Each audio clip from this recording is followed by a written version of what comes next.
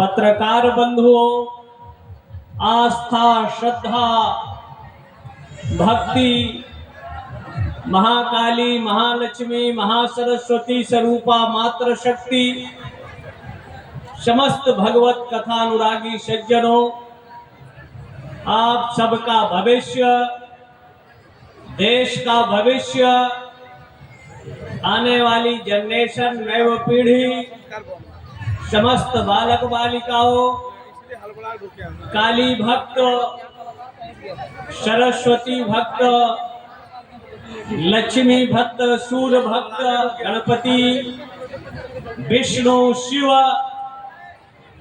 सूर्य सहित पंच महाभूतों के आराधक साधक, यहाँ उपस्थित समस्त भक्त वृंद, धर्मस्य विश्वस्य जगतः प्रतिष्ठा, विश्व की प्रतिष्ठा का आधार अवलंबन धर्म है। जिस धर्म का कोई आदि अंत नहीं है। वेदों ने कहा धर्मम चर, हर व्यक्ति धर्म के बताए हुए सिद्धांतों, आदर्शों, मूल्यों, मान्यताओं के आधार पर अपना जीवन निर्वाह करना चाहिए। धर्म समाज को एक सूत्र में जोड़ता है। धर्म है इस रात्रि की वेला में हम सबको यहाँ एकत्र किए हैं। जिस धर्म पर प्रहार, कुठाराघात जब इस धरा पर होता है तो परमात्मा इस धरा पर, वेदों ने कहा धर्मम चर, हम धर्म के रास्ते पर चलेंगे। अगर धर्म की हम रक्षा करेंगे तो धर्म हमारी रक्षा करेगा। मीमांसकों ने कहा अभ्युदय निषेध सिद्धि सधर्म, जिसके धारण करने से लोक का संपूर्ण ऐश्वर्य श्री व्यक्ति को प्राप्त होता है और परलोक में रुद्रलोक, विष्णुलोक, गोलोक, सूर्यलोक जैसे सप्तलोक की प्राप्ति का साधन अगर इस धरा में कोई था वो धर्म था। जो धारण करने वाले व्यक्ति के स्वरूप की रक्षा करता है उस विधा का नाम होता है धर्म। जैसे अग्नि का धर्म दाहकत्व है, जलाना, प्रकाश देना, वैसे मनुष्य का धर्म है धृति, क्षमा, दमस्तेयम, शौच, मिंद्री, निग्रह, धीर, विद्या, सत्यमा, क्रोधो, दशकम धर्म लक्षणम। ये धर्म की 10 विधाएं हैं। धृति, क्षमा, मतलब धृति हो, क्षमा हो, इंद्रियों का दमन हो, शौचाचार हो, आचार विचार हो, सत्य हो, क्रोध पर नियंत्रण हो। ऐसे धर्म का 10 आधार है। व्यास का कथन है पुराणों में, अष्टादश पुराणेषु व्यासस्य वचनद्वयम् परोपकाराय पुण्याय पापाय परिपीडनम। परोपकार को उन्होंने सबसे बड़ा धर्म कहा। रोते हुए व्यक्ति को जीवन में सुख, शांति और हंसा देने का काम ये परम धर्म की श्रेणी में आता है। लेकिन हंसते हुए को, शांति को अगर भंग करो, अशांति उत्पन्न करते हैं, ये सबसे बड़ा अधर्म है। और आज दुनिया में सबसे ज्यादा अधर्म, अराजकता, मानवता का रक्तपात करने वाली शक्तियां विश्व में युद्ध के मुहाने पर खड़ी हुई है। लेकिन भारत में भी अगर युद्ध होता है, धर्म क्षेत्रे कुरुक्षेत्रे संवेता युधिष्ठिरः मामकाः पांडवश्चैव किं कुर्वत संजय। कौरव और पांडव कहाँ एकत्र होते हैं? धर्म क्षेत्र में, कुरुक्षेत्र में। किसके लिए? युद्ध के लिए। तो हम युद्ध भी करते हैं तो हमारा आदर्श धर्म होता है, जिस धर्म को मिटाने के लिए विश्व के साथ साथ भारत के देशद्रोही मानसिकता सनातन को जड़मूल से मिटाने के लिए भारत के मंत्री और उसका बोर्ड होता है सनातन का समूल विनाश। लेकिन जिन्होंने सनातन के समूल विनाश का स्वप्न देखा, समग्र कुल खानदान के साथ अपने विनाश को प्राप्त होता है। जिस सनातन के मिटाने के लिए सतयुग में प्रयोग होता है, त्रेता में होता है, द्वापर में होता है और इस कराल कलयुग में भी सनातन को मिटाने के लिए आज उपक्रम चल रहे हैं। लेकिन आपकी आस्था, आपकी श्रद्धा और आपकी भक्ति के आगे दुनिया की कोई ऐसी शक्ति नहीं कि आपके धर्म, भक्ति और शक्ति को इस धरा से मिटा दे। क्योंकि जब इन्हें राक्षसों का प्राबल्य होता है तो भगवती आदिशक्ति तमोगुण के अधिष्ठात्री दक्षिणाभिमुखी काली इस धरा में प्रादुर्भाव होती है और भंडासुर, संहार का सुर, जैसे असुरों का रक्त बीज का रक्त पान करो, उनके जड़ मूल से मिटा करो सनातन की पुनर्स्थापना करती है।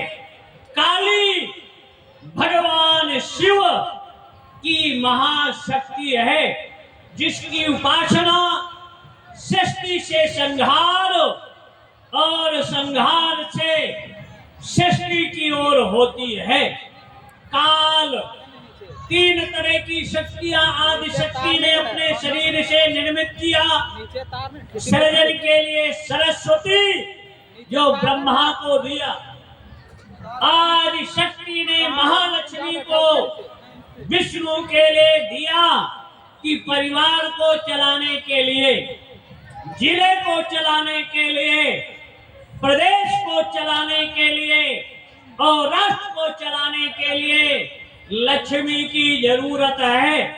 तो ये दुनिया का भरण पोषण करने का दायित्व भगवान विष्णु के हाथ में है, इसलिए उनको लक्ष्मी को दिया और काली दिया भगवान शिव को कि ये जब राक्षस मानवता के शत्रु, शांति प्रिय समुदाय का रक्त बहाने का काम करे, तो काली अपने हाथ में खप्पर लेकर और हाथ में कटार लेकर उन देशद्रोही मानवता के शत्रुओं का, जिसके एक बूंद गिरने से हजारों रक्त बीज पैदा हो जाते थे, ऐसे भगवती काली ने उस रक्त बीज का सर काट करो, उसकी रक्त पृथ्वी पर न गिरे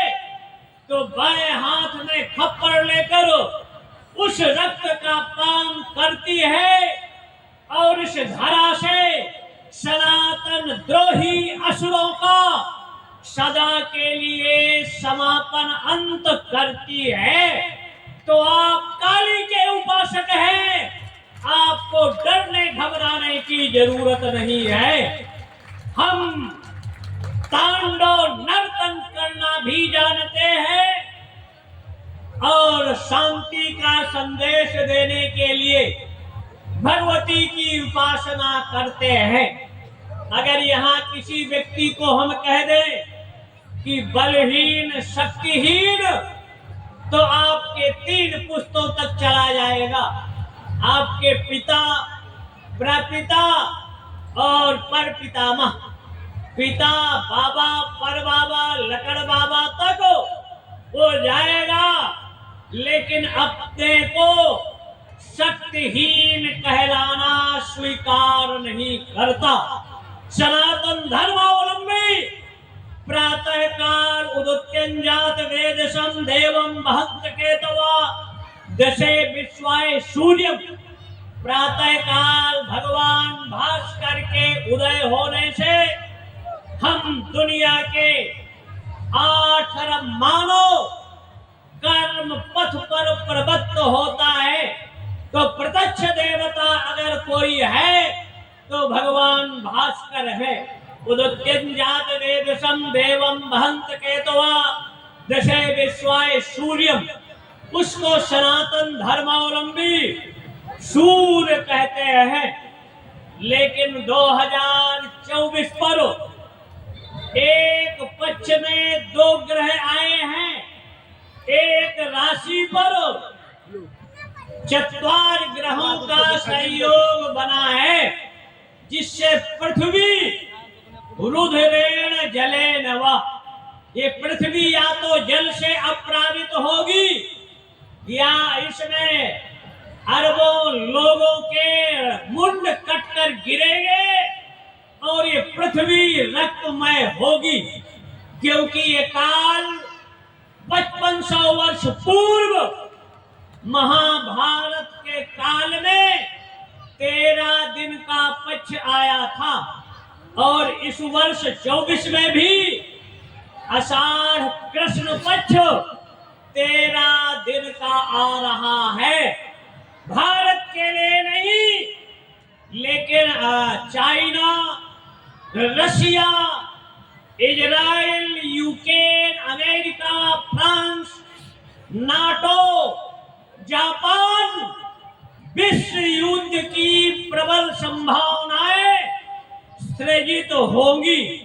दुनिया का भयानक विनाश होगा, लेकिन भारत सुरक्षित रहेगा, संरक्षित रहेगा। केवल 5 से 10% भारत की क्षति होगी। भारत दृष्टा के रूप में रहेगा और उभरती हुई शक्तियां, दुनिया का कोई देश भारत का मुकाबला करने में नहीं होगा। भारत चाहेगा तो विश्व में शांति अमन का वातावरण निश्चित होगा। और अगर ये ताकत अगर कोई आपकी है तो आपके संघे शक्ति कलयुग में संगठन में एकता में बहुत बड़ी ताकत है। जैसे यहाँ सतचंडी महायज्ञ में आप अपनी कटुता, शत्रुता, नफरत का परित्याग करो, एक हुए हैं। ऐसे अगर भारत के 100 करोड़ एक हो जाएंगे तो कोई भी धर्मी की ताकत नहीं कि सनातनी हिंदुओं का कोई बाल बाका कर सके। इसलिए हमारा काम आपको जगाना है। कथा सुनाने के लिए प्रकाश महाराज आए हैं, हमारा काम है आपको जगाना। जैसे जामवंत ने हनुमान को जगाया, और एक अगर भारत का बंदर जगता है तो भट्ट सुभट महाभट्ट एक भारत का बंदर 100 योजन समुद्र का लंघन करता है और लंका में भारत का डंका बजाकर लंका धू धू करके जलने लगती है। ऐसे सनातन के जो द्रोही हैं आपस में लड़ेंगे, मरेंगे, कटेंगे। सनातन अछूड़, अजर, अमर, अविनाशी है। क्योंकि सनातन पर जब संकट आया तो यदा यदा ही धर्मस्य ग्लानिर्भवति भारत अभ्युत्थानमधर्मस्य तदात्मानं सृजाम्यहम् परित्राणाय साधूनां विनाशाय च दुष्कृतां धर्म संस्थापनार्थाय संभवामि युगे युगे। ये युग युग में जब अधार्मिक प्रवृत्तियां बढ़ती है तो धर्म की रक्षा के लिए राम का अवतार अयोध्या में 14वें मनवंतर के 28वें तेता में 1,79,76,000 वर्ष पूर्व भगवान राम सरयू के तट पर सरयू से 27 धनुष के दक्षिण में और हनुमान गढ़ी से 62 धनुष पर और कुबेर टीला के 11 धनुष पर 84 खंभों का जो स्थल है वहां भगवान राम का प्राकट्य होता है। भय प्रगट कृपाला दीन दयाला कौशल्या हितकारी हर्षित महतारी मुन मनहारी अद्भुत रूप निहारी। राम के प्राकट्य जब राम प्रकट हुए भय प्रगट कृपाला तो हमारी जो माताएं हैं जो काली दुर्गा सरस्वती स्वरूपा हैं इन्होंने कहा ऐसे बालक नहीं होता। तो परमात्मा ने कहा कैसे होता है? कहे वो छोटा शिशु होता है, वो शंख चक्र पद्म मुकुट बाकल ये अस्त्र शस्त्र नहीं धारण करता। तो सुन बचन सुजाना रोदन ठाना जो दुनिया को रुलाने की समर्थ रखता है वो हमारी इन माताओं के कहने पर सुन बचन सुजाना रोदन ठाना वही बालक सुन भूपा वो बालक बन जाता है। और बालक बनने के बाद माता ने कहा इसे नहीं, आप आए हैं तो आपको रोना पड़ेगा। सुन बचन सुजाना रोदन ठाना वही बालक सुर भूपा। वो परमात्मा जिसके दृष्टि से सृजन और विनाश होता है वो हमारी आस्था श्रद्धा और भक्ति रूपी माताओं के कहने पर रोने लगता है।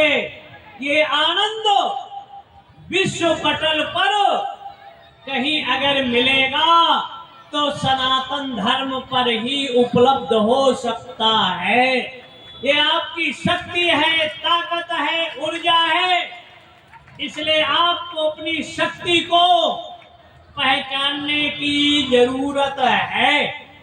एक माता ने कहा वो परमात्मा बालक बन गया और जामवंत भालू ने 11वां रुद्र अवतार जब हनुमान जी को कहा कि पवन तनय बल पवन समाना बुध विवेक विज्ञान निधाना कौन सो काज कठिन जग माही जो नहीं हो तो तात तम पाही।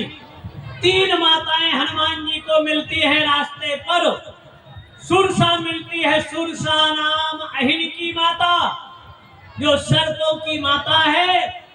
जस जस सुरसा बदन बढ़ावा तास दून कपि रूप दिखावा। सतयोजन तेहि आनन कीन्हा अति लघु रूप पवन सुत लीना। 100 योजन का मुख जब सुरसा ने फैलाया तो सुनत भयो हनुमान जी 32 मतलब अत्यंत लघु सूक्ष्म रूप धारण कर उस काल के गाल में प्रवेश कर मुख से बाहर आ जाते हैं। सुरसा ने आशीर्वाद दिया, आगे चले। मैनाक ने कहा विश्राम कर लो। हनुमान जी ने कीन्हे बिना मोहि कहाँ विश्राम। जब तक मैं राम का काज नहीं करता तब तक मेरे जीवन में विश्राम नहीं है।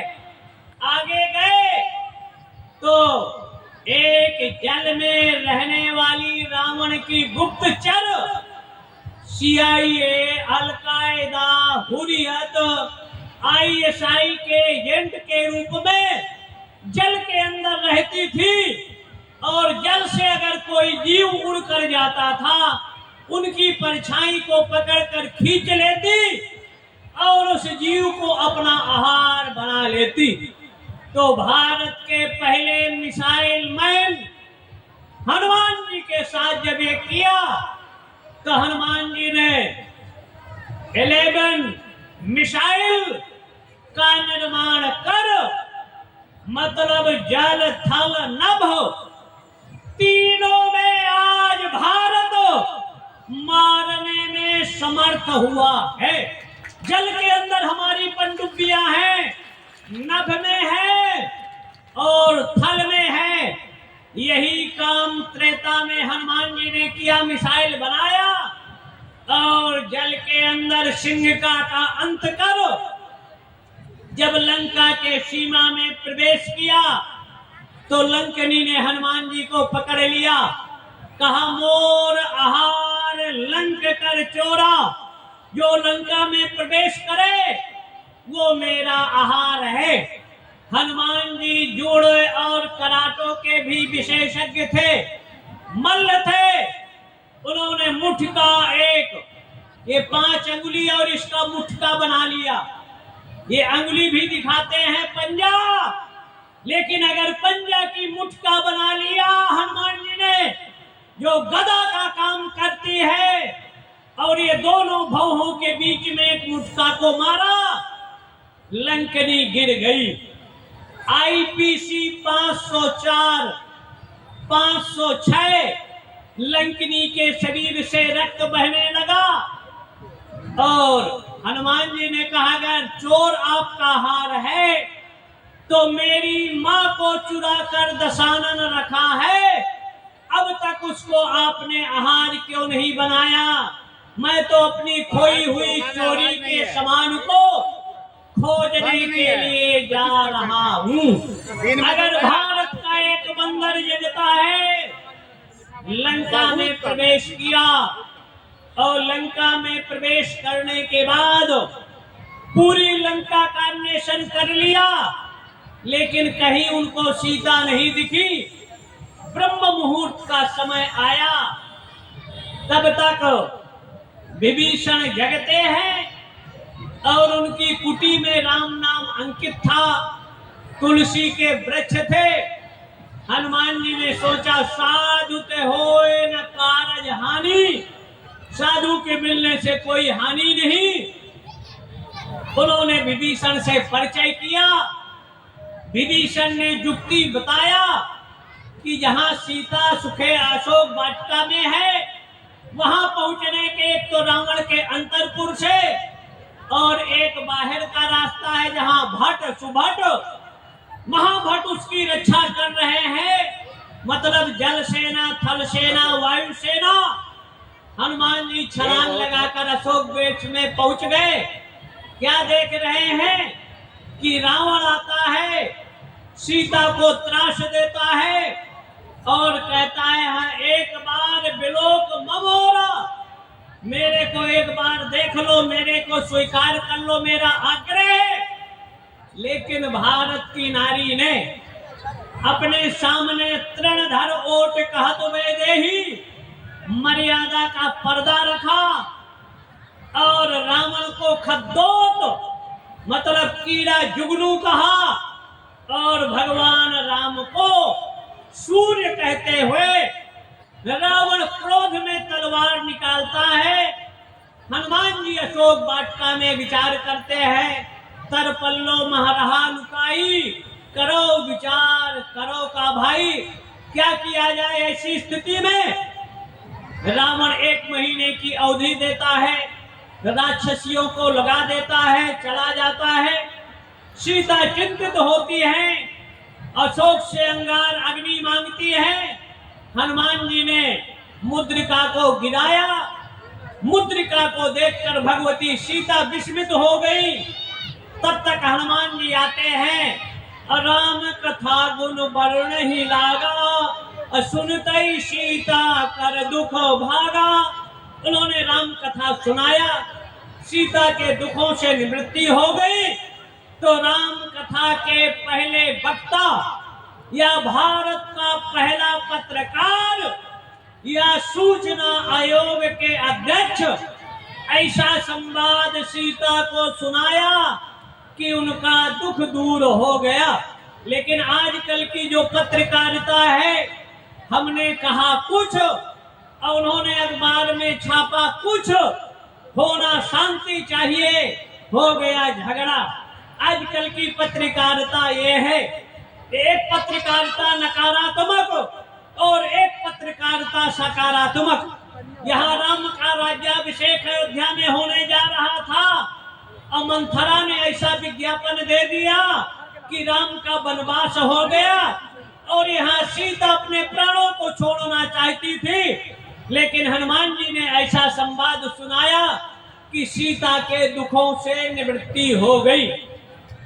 सकारात्मक और नकारात्मक दो तरह की पत्रकारिता है। एक विदेशी पत्रकारिता है जो भारत की छवि को विदेश में विकृत रूप से पेश करना चाहती है और उसमें पाकिस्तान, चाइना के ऐसे पत्रकार हैं जिनका नाम हिंदू है लेकिन वो ईसाई हैं और मुसलमान हैं। लेकिन भारत के विरुद्ध विश्व पटल पर भारत की छवि खराब हो ऐसा षड्यंत्र वो रखते हैं। लेकिन हनुमान जी ने पत्रकारिता ऐसे सीता जी को सुनाया, पूरा कथा सुनाया, राम जी की कथा का वर्णन किया। आजकल के जो वक्ता हैं, अगर भीड़ ना हो तो उनकी कथा नहीं होती है। लेकिन हनुमान जी ने अकेले सीता को कथा सुनाया, दो चार राक्षसियां रही होंगी, तो कथा के सुनने से दैहिक, दैविक, भौतिक तीत्रापों का शमन होता है, दुखों से निवृत्ति होती है और दुखों की निवृत्ति हो गई। सीता को संवाद राम का सुना दिया और कहा, कछुक दिवस जननी धर धीरा, कपिन सहित आई है रघुबीरा, निश्चर मार तो ही ले गई हैं, इन निशाचरों का अंत होगा और पूरा दुनिया आपके गुणानुवाद का गायन करेगा। हनुमान जी ने कहा, माँ मैं भारत से भूखा चला आया हूं ऐसा नहीं, सरकारों के गोदामों में अन्न सड़ जाता है या शराब व्यवसायी धान और गेहूं को सड़ाकर शराब बना देते हैं, लेकिन किसान कभी कभी आत्महत्या करने के लिए विवश होता है। तो ऐसी स्थिति भारत में नहीं, हमारे यहाँ इतना अन्न पैदा होता है कि हम विदेशों को निर्यात करते हैं। लेकिन दो चार प्रदेशों की भ्रष्ट बेईमान डेमोक्रेसी किसानों का सबसे बड़ा शोषण करती है। अगर माइक बनाने वाला अपना दाम निश्चित करता है, मोबाइल बनाने वाला अपना दाम निश्चित करता है, ये मशीन बनाने वाला अपना दाम निश्चित करता है, माइक बनाने वाला अपना दाम निश्चित करता है, तो किसान जो उत्पादन करे उसका दाम किसान को निश्चित करने की छूट मिलना चाहिए, सरकार को नहीं। जिस दिन ये अधिकार भारत के किसानों को मिल जाएगा, भारत के डेमोक्रेसी में नेताओं ने 3 से गुना अपना महंगाई भत्ता बढ़ा लिया। अब आजादी के 70 साल में किसान का 12 गुना बढ़ा है। अगर नेता, विधायक, सांसद, मुख्यमंत्री, गृह मंत्री, प्रधानमंत्री 3 से गुना वेतन भत्ता अगर इनका बढ़ सकता है तो किसान की फसल भी 300 गुना नहीं तो 100 गुना बढ़ा दो। किसान भारत का समृद्ध हो जाएगा, सशक्त हो जाएगा। ये अधिकार जिस दिन भारत में किसानों को मिल जाएगा तो नोआ खाली नहीं होगा। बंगाल में किसान नहीं मरेगा, केरल में किसानों को गोली नहीं चलानी पड़ेगी, बंगाल और पंजाब में किसानों का आत्महत्या नहीं होगी। इसलिए कि कृषि प्रधान भारत देश है। किसान अगर सब्जी नहीं पैदा करे, अन्न नहीं पैदा करे, फल नहीं पैदा करे तो भारत की जनता भूखों मर जाएगी। इसलिए किसानों का भी सरकारों को ध्यान देना चाहिए। हनुमान जी ने कहा मैं भारत से भूखा चला आया हूं, ऐसी बात नहीं। यहाँ के वृक्षों के फलों को देखकर, जैसे इस समय आम पर फल है, अनार पर फल है, अंगूर पर है, अमरूद पर है, ऐसे कीवी पर है, लीची पर है, तो अशोक वाटिका के वृक्षों को देखकर हनुमान जी ने कहा कि माता अगर आज्ञा हो तो हम फल खा ले। उन्होंने कहा यहाँ बड़े बड़े राक्षस हैं, रक्षक हैं, जरा सावधानी से। हनुमान जी ने कहा तिनकर भय मेरे को नहीं है माता। हनुमान जी ने अशोक वाटिका के फलों को खाया और वृक्षों को उजाड़ा। कछ मारस कछ मर गई, कुछ लोगों को, रक्षकों को मारा, अब कुछ को मारकर चटनी बना दिया और कुछ जाके रावण के दरबार में कहे तो रावण ने अपने पुत्र अक्षय को भेजा। जब अक्षय को भेजा तो हनुमान जी ने अक्षय कुमार को मार संहारा, लूट लपेट लंक को जारा।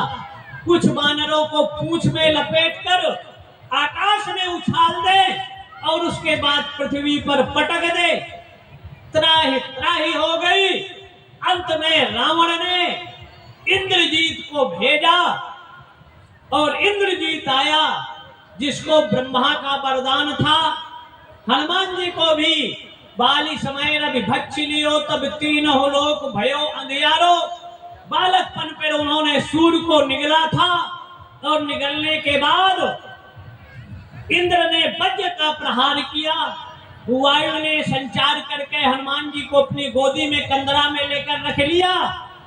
वायुदेव ने प्राण अपान ज्ञान उदान समान वायु का संचार अवरुद्ध कर दिया। जलचर थलचर नभचर के जीवों का प्राण संकट पे आ गया। ब्रह्मा जी गए, विष्णु जी गए, शिव जी गए, इंद्र गए, यम गए, देवता आदि गए और कहें वायुदेव का संचार करिए। वायुदेव ने कहा ये बालक हनुमान था, अबोध था, लेकिन ये राजा इंद्र ने इन पर वज्र का प्रहार किया है। भले सृष्टि का विनाश हो जाए, जब तक मेरा पुत्र जीवित नहीं होगा तब तक मैं वायु का संचार नहीं करूंगा। सांख्य के 24 तत्वों को दृष्टिगोचर ब्रह्मा जी ने हनुमान जी का जीवन संचार किया। विष्णु ने, शिव जी और यम, अग्नि, इंद्र आदि देवताओं ने वरदान दिया कि आज के बाद हम लोगों